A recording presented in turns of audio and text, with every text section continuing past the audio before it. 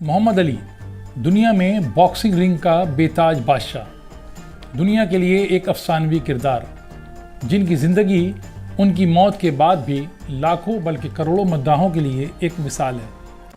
محمد علی کی زندگی کے یوں تو لا تعداد واقعات یاد رکھے جاتے ہیں، خواہ وہ حریف کے خلاف مقابلے سے قبل اشتعال انگیز بیانات کے ہوں یا انہیں چت کرنے کے بعد رنگ میں دہاڑنے کے۔ جی ہاں، آج بات کر رہے ہیں عظیم باکسر محمد علی کے عشق رسول کی۔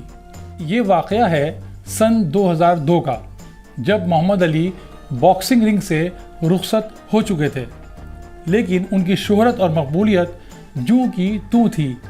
یہی وجہ ہے کہ ان کا نام بھی کیلیفورنیا کی ہالی ووڈ کی واک آف فیم میں شامل کیا گیا۔ آپ کو بتا دیں کہ واک آف فیم میں اداکاروں سمیت کئی موسیقاروں اور کھلاڑیوں کے نام شامل ہیں۔ اس واک آف فیم میں اہم شخصیات کے نام اسٹار کی شکل میں زمین پر لکھے جاتے ہیں۔ واک آف فیم پر 2500 سے زیادہ مشہور شخصیات کے نام درج ہیں۔ یہ فٹ پاتھ ہالی ووڈ کے بلیوارڈ سے شروع ہوتی ہے اور وائن اسٹریٹ پر ختم ہوتی ہے، جس میں نام درج ہونا دنیا کے سپر اسٹارز کے لیے ایک اعزاز ہوتا ہے، کسی خواب کا درجہ رکھتا ہے، لیکن محمد علی کے لیے اس نام کا تقدس اہم تھا، شہرت یا مقبولیت نہیں۔ محمد علی نے سب سے پہلی شرط جو رکھی تھی وہ یہ تھی کہ وہ نہیں چاہتے کہ تمام مشہور شخصیات کی طرح ان کا نام اسٹار کی شکل میں زمین پر لکھا جائے، کیونکہ اس میں محمد کا لفظ شامل ہے۔ وہ نہیں چاہتے تھے کہ کوئی اس نام کو پیروں تلے روندے۔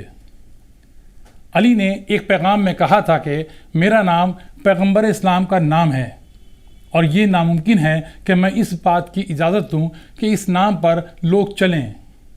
واک آف فیم نے محمد علی کے جذبات کا احترام کیا۔ ان کا نام زمین پہ لکھنے کے بجائے دیوار پر اسٹار کی شکل میں لکھا گیا، یعنی محمد علی وہ واحد شخص ہیں جن کا نام واک آف فیم کے طور پر دیوار پر لکھا گیا۔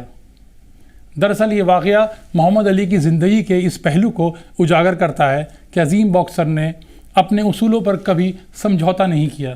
تو یہ تھی ایک عظیم باکسر کی زندگی کے ایک پہلو کی کہانی۔